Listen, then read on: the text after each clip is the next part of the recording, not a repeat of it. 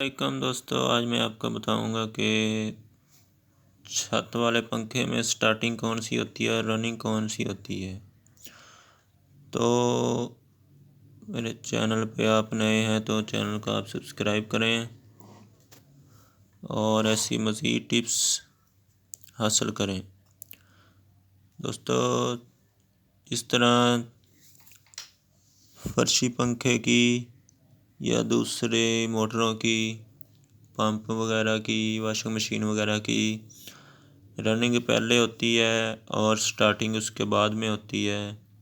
तो इसकी उसके उल्ट है।